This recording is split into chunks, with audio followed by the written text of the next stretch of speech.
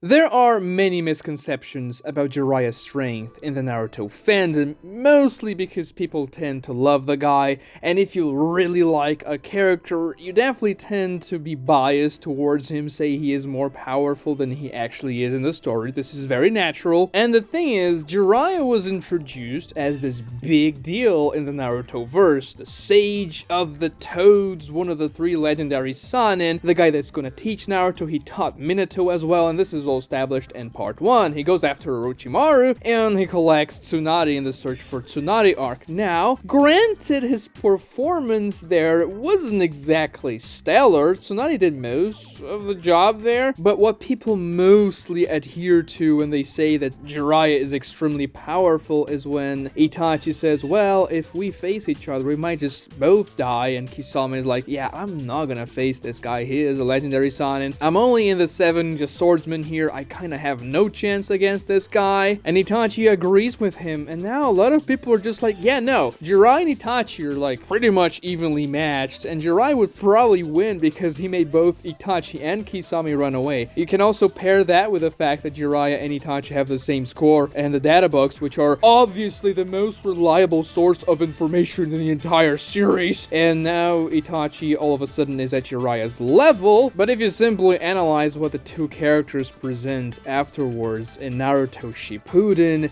it's very obvious that Itachi completely eclipses Jiraiya in terms of power, and this is just one example, because how can I put this lightly? Well, let's just say Jiraiya doesn't scale very well in Naruto Shippuden, and bear in mind he was killed midway through it, actually before halfway through Naruto Shippuden, so it's not as though he got outscaled in the War Arc. No, he got outscaled midway through the series, which begs the question, was Jiraiya's lack of strength in Naruto Shippuden a retcon, or was the character always supposed to be kinda weak in the grand scheme of things? Because when he is introduced, he's supposed to be this legendary shinobi, and yet he doesn't look very legendary in Naruto Shippuden as far as his feats and strength is concerned. And some people may be like, wait, why are you saying Jiraiya is obviously very powerful? No, of course he's strong for the average ninja. He's way beyond what a common shinobi will ever dream to become, but in the grand scheme of things, he pales in comparison to many different characters. He is established to be around Four Tails level, which is kinda what Orochimaru was fighting against in the Tenchi Bridge arc. Even though Orochimaru was almost like dying in that point of the story, he was still fending off the Four Tails, and Jiraiya got pretty much shafted by the Four Tails. It's off screen, but we know Jiraiya didn't fare very well, and some people may say, well, he was holding back, he didn't want to kill Naruto, but then again I say, he got hit pretty bad, he wasn't holding back his speed at least. And some people may say, well, he was fighting against Pain, Pain's like the strongest character up until that point of the story, and yeah, that may be true, but he only defeated 3 paths of Pain, and those 3 paths weren't exactly the strongest ones. Sure, the animal path's a pretty strong path with all its summons, but Jiraiya has summons as well. The Predator path's very annoying, but the human path Jiraiya fought against didn't even use its powers against Jiraiya, and then when the 6 paths show up, Jiraiya is destroyed in a couple of pages. It doesn't really look very good for him, especially because even though he was in Sage mode, the human path and Tendo Pain were able to block his taijutsu attacks just using their fists, and they were having no trouble fending off Jiraiya. When Kakashi fought against Tendo and the Asura path, he was thinking to himself, I cannot believe Jiraiya fought against all 6 of them at the same time, because 2 is already insane. But no, Jiraiya only fought against 3 at the same time, and then he got bodied by the 6. He didn't even fight them, like,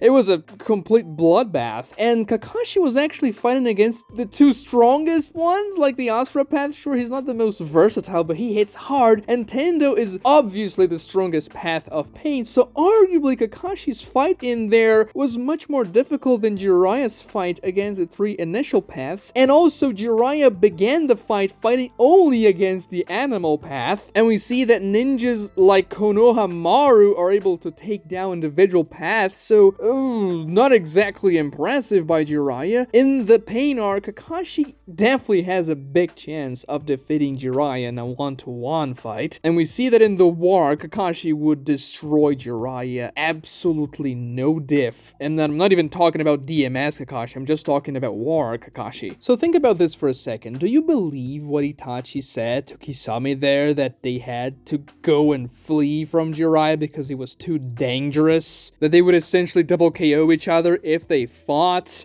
and that Kisame had absolutely no chance against Jiraiya in that particular situation? I've made an entire video dedicated to Kisame versus Jiraiya if you want to watch it, but no, Jiraiya would have no chance in that fight should Itachi and Kisame go for the kill for real this time, because first of all, Jiraiya was staring straight at Itachi's eyes the entire fight. He wasn't trying to look away. Now maybe this was just Jiraiya being very arrogant, thinking, yeah, this guy has nothing on me, like he cannot catch me in genjutsu, and this is not true, because Itachi could catch Orochimaru on genjutsus when Itachi was 13 years old. As a matter of fact, Itachi destroyed Orochimaru when he was 13 years old, and Jiraiya is self-admittedly very bad at genjutsu. I don't see him resisting Itachi's genjutsu much better. But of course, we only know about Itachi's state of mind in there, that he doesn't want to fight Jiraiya because he actually works for the Leaf Village way later in Naruto Shippuden. So you can argue that Itachi's plot twist there was also a retcon, and that Kishimoto didn't have that plan in the story the first time Itachi and Jiraiya encountered each other. And that maybe both Itachi being the good guy that he is, and Jiraiya being weak in Naruto Shippuden war retcons. Is that the case? Is Naruto littered with retcons all over the place? Short answer,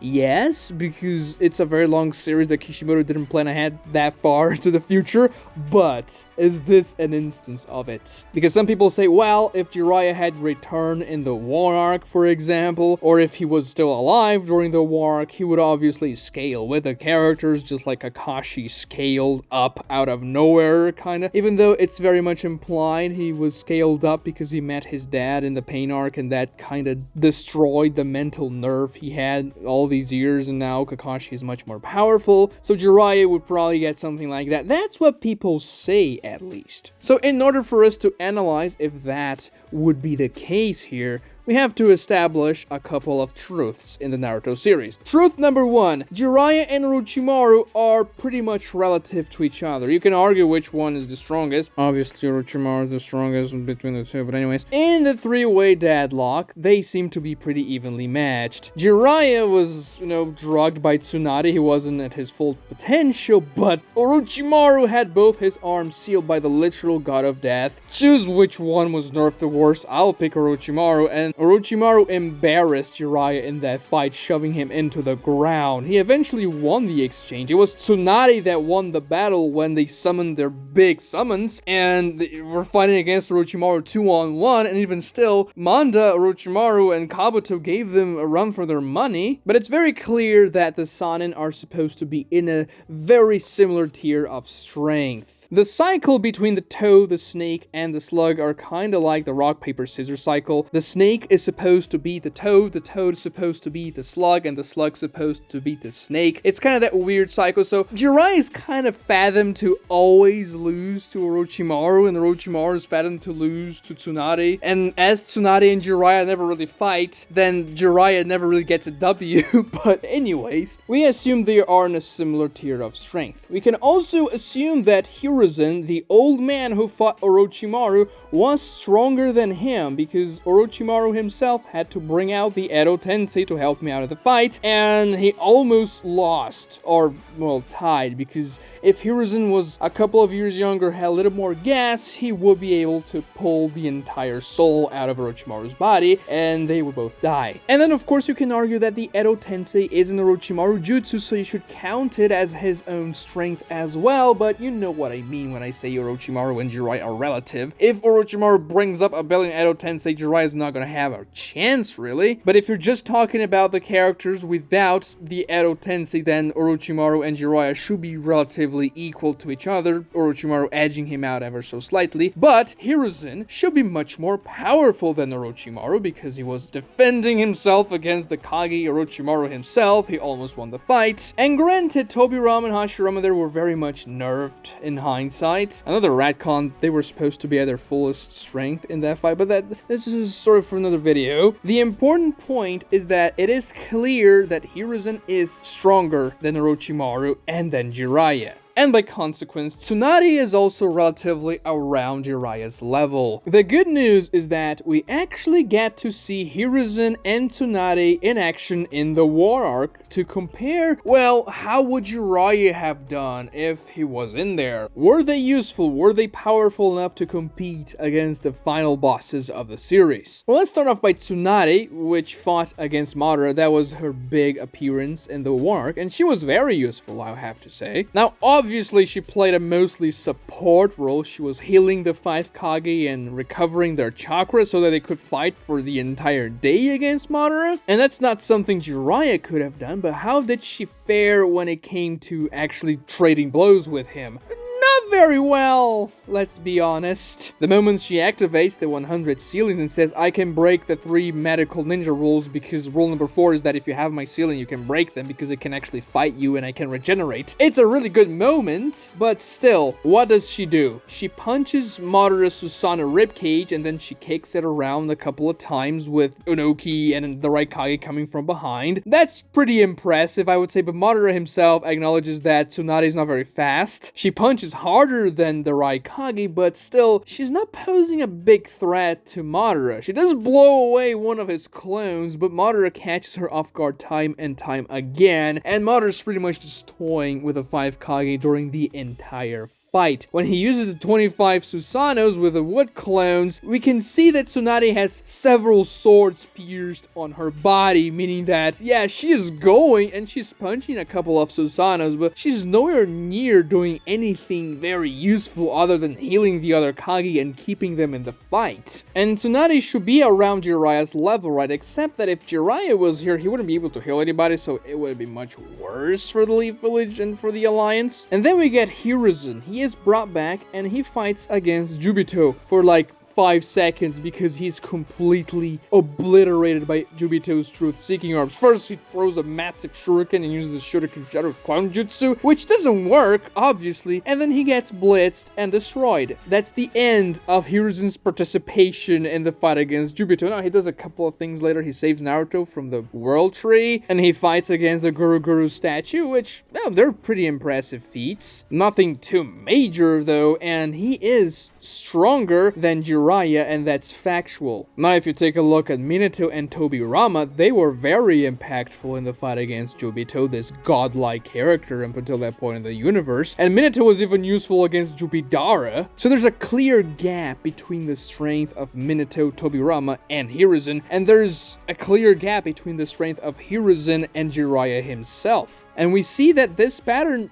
didn't really change in the War Arc. Tsunade and Hiruzen, they weren't extremely buffed in this arc of the story. You could argue Tsunade got a little bit faster, but she was just hitting Madara's ribcage because he wasn't bothering dodging. He was just like blocking because he didn't feel like it. He was just crossing his arms and looking at what the 5 Kage could do. And Hiruzen, yeah, he doesn't do much, man. He just gets bodied once by Jubito, and it's lucky that Jubito wasn't stabilized. Otherwise, he wouldn't have regenerated back, just like Minato's arm afterwards. And when you analyze Minato and Tobirama's powers in the War Arc, they are very consistent. Except for KCM that Minato got, and I never really liked that about Minato's character in the war. Tobirama and Minato seem to be very much what they used to be in their primes when they were alive. Slightly nerfed because of the Edo Tensei nerf, but regardless, this is what their strength was. That was actually pretty consistent by Kishimoto. Now, Hashirama being that strong was a retcon, and we can talk about that somewhere else in the future, because originally Minato was supposed to be the strongest Kage. I've made a video about that. But Hiruzen's strength was untouched, which means Jiraiya's previous strength in Naruto Shippuden and in part 1 wouldn't have been touched either. And some people may say, well, but Kisame, he was saying he didn't feel like fighting Jiraiya because he was so much inferior, but now he's fighting like against B, which is clearly above Jiraiya. It's just because he had to scale with the story. And I counter this argument saying no. it was actually because Kisame was always more powerful than Jiraiya, and Itachi just deceived him into thinking otherwise. Just think about this for a second. Kisame is fighting against version 2B with 8 tails, and he's having a blast. Jiraiya cannot fight against a version 2 4 tails Naruto, and he's like getting almost killed by it. There's a clear difference here if you just scale their strength and speed and durability and everything, not even counting their jutsu.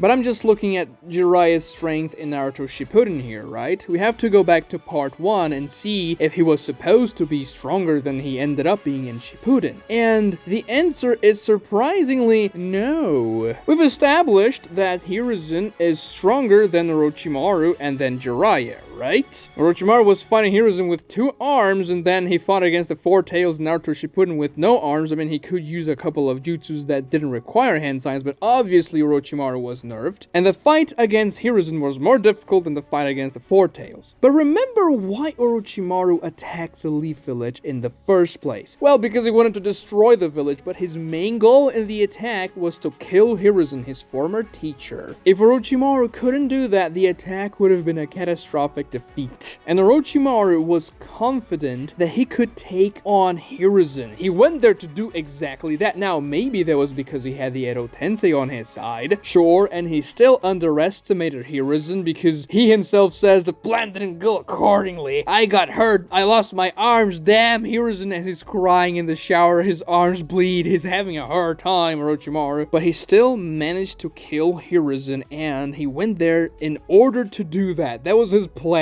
So even though he underestimated Hiruzen's strength, it was something attainable for him and something he thought, yeah, no, I can do this. I got this. I can kill my former professor. But you know, there's a guy Orochimaru doesn't even try to cross. And this is established in Naruto Part 1. And that person is Itachi Uchiha. When Orochimaru and Kabuto are talking just after Orochimaru gets his new body in Part 1, they're talking about Sasuke and how good his body will be for Orochimaru, how stronger he'll be able to become if he attains a Sharingan. And then he reminisces about his time in the Akatsuki and he says, yeah, that damn Itachi Uchiha, I can no longer get his body. He is way stronger than I am. And this comes from the guy that was pretty confident he could kill Hiruzen and succeeded into doing so. He had absolutely no chance against Itachi, and he himself acknowledged that. Even though he had access to the Edo Tensei jutsu before he fought against Hiruzen and got his arm sealed, he was still absolutely certain that Itachi could never lose to him, and he had no chance in hell. Obviously, we see later in Naruto Shippuden what gave him that impression. Itachi one-shot him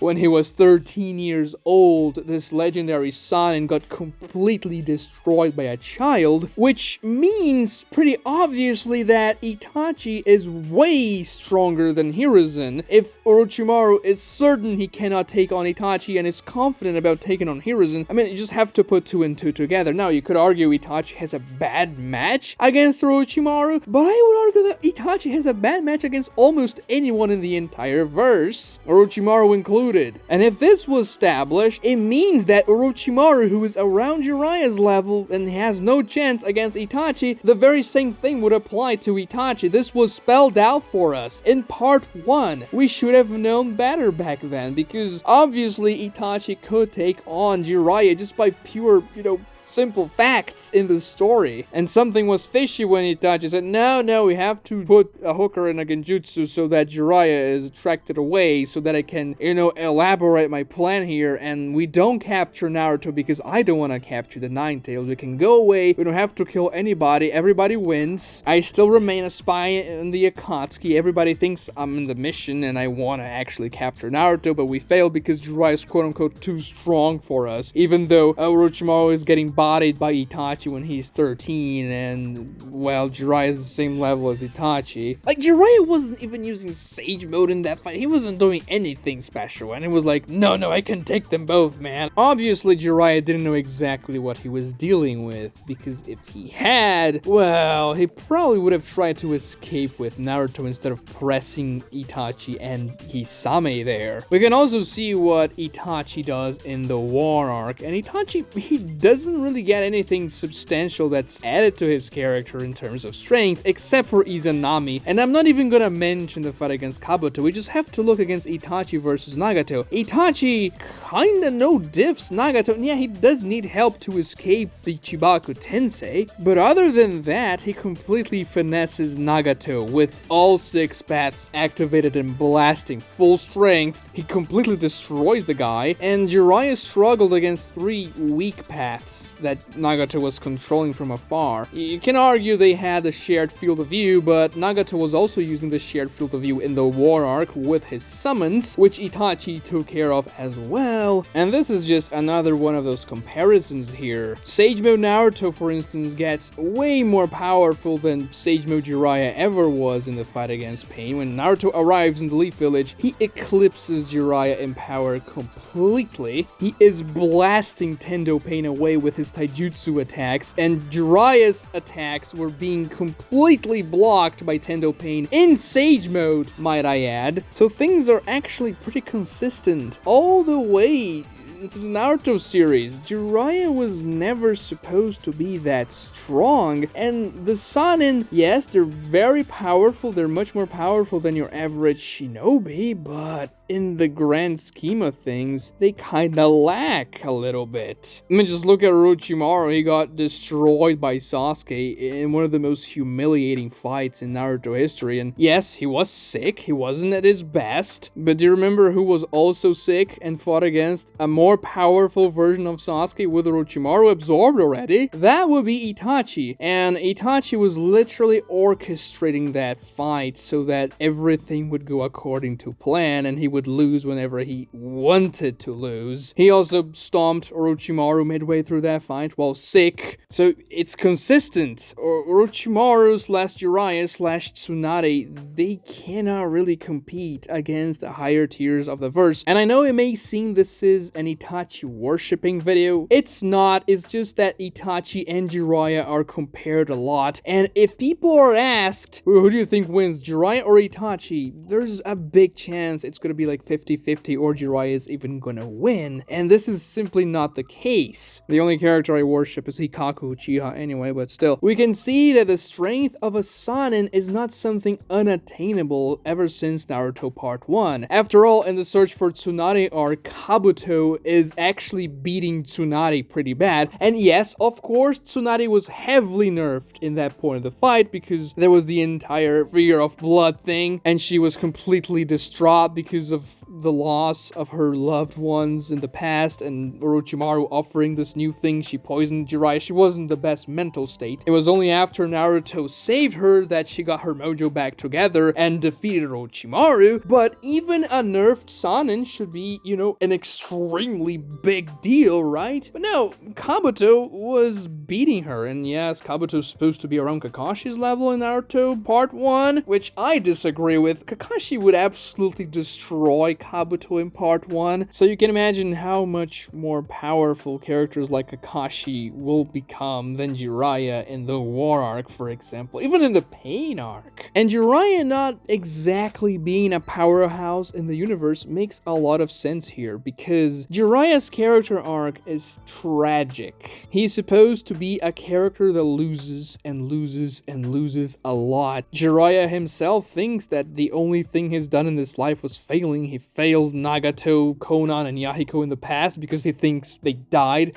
and then actually they became much worse things than he intended. He failed Minato, he failed Hiruzen, he couldn't do anything to save them, and then the only hope he has is that Naruto succeeds, that Naruto is the last pupil he has, and that he will be the one to bring peace to the world, and he dies realizing, no, I actually succeeded in the end because I trained Naruto, and he is the one who is going to save things and stop the cycle of hatred. So even though Jiraiya is not strong in the verse per se, it doesn't mean he's a bad character. I think this goes without saying. I'm not saying Jiraiya is bad because he's not that powerful, and if you take offense at me saying that Jiraiya isn't that strong, that's up to you to be mad at me. I'd like to see the counter arguments in the comments saying, what about the frog genjutsu though? It's so strong. Have fun! Subscribe to this channel if you haven't already, like this video to help me out with the YouTube algorithm, and watch this other Jiraiya video right here for more entertaining content just like this. Thank you so much for watching.